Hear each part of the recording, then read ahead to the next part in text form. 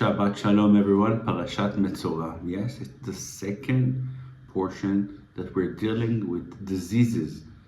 In the latest version, or the oldest version of translation of the Bible, when we're talking about the Mezora, the Tzarat, the translation based on the ancient Greek 70s translation is leprosy. Of course, it is not leprosy. Throughout the years, this understanding or the connection between leprosy and tzarat made a lot of problems to the Jewish people. The Torah describes this disease in two portions. Therefore, a lot of the commentaries and explanations that came from different nations talked about this problem Jewish people have with leprosy. A disease that comes and brings people together, and you can cross around people many times. And this took a different angle when a lot of ancient philosophers, including Tacitus, even connected the lines between the connections of leprosy and this obsession Jewish people have with leprosy and not eating pig or pork.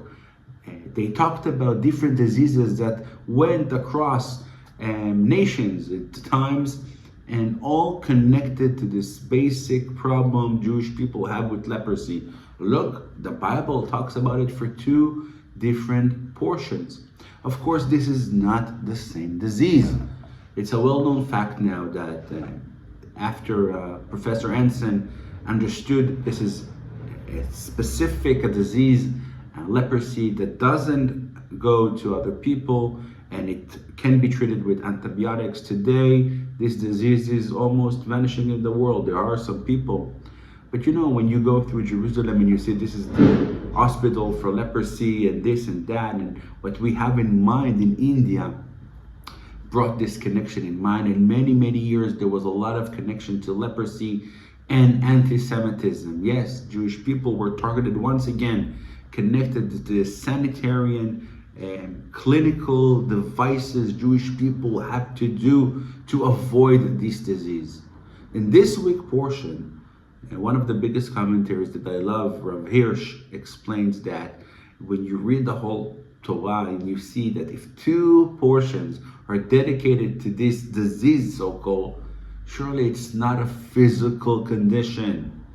We talked about it last week already, that we're talking about something that is more than a physical condition, a disease, but this is a phenomenon that's connected to the spiritual side of things. Tzarat is not leprosy. Tzarat is a way to see or to reflect about the inner soul of a person. If somebody talks bad things, usually that's what our sages say, and basically doesn't know how to interact with others, and this disease is going to come and show symbols. It could be on your wall, it could be on your clothes, and then on your body, to the extent that you're going to have a constant reminder of you need to behave, you need to reflect on that.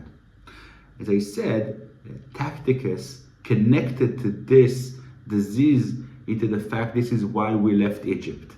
That the Egyptians threw us away from Egypt because of the leprosy that we were dealing with.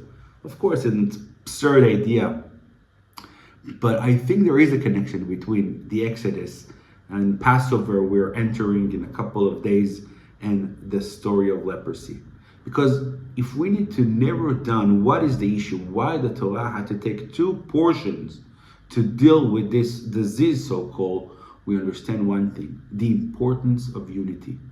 A person who goes through this tzarat, this procedure, and needs to be outcasted from camp, he goes, and we talked about it last week, he reflects about what made him behave the way he behaved and how can he come back and adopt himself into the camp, into the people. The story of unity is a pinnacle point of the story of the Exodus. Why? Because when you look at the story of the Exodus and you go into the roots of where everything started, surely you remember the story of Joseph and his brothers. And the story that started with like brothers against brother and somebody that's being thrown away into Egypt, and all the stories that developed from that, it all starts with the lack of unity.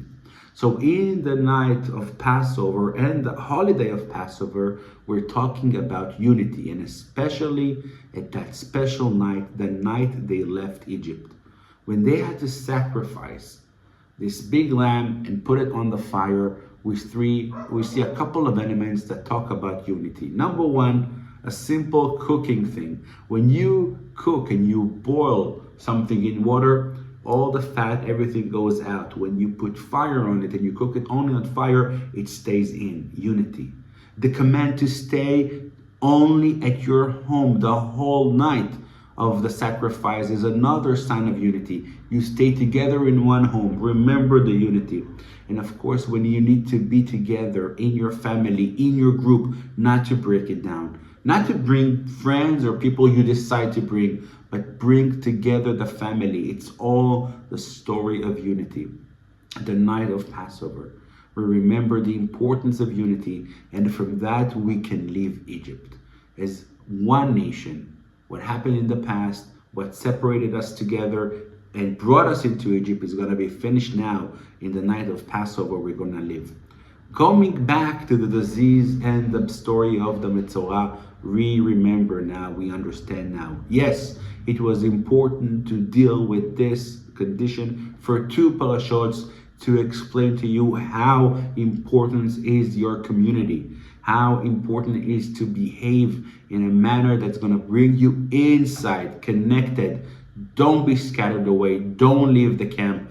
Don't be a person that makes the environment around them a negative one. So not a disease, not at all. A story of unity in 2 portions. Look how important it is. Shabbat Shalom and happy Passover.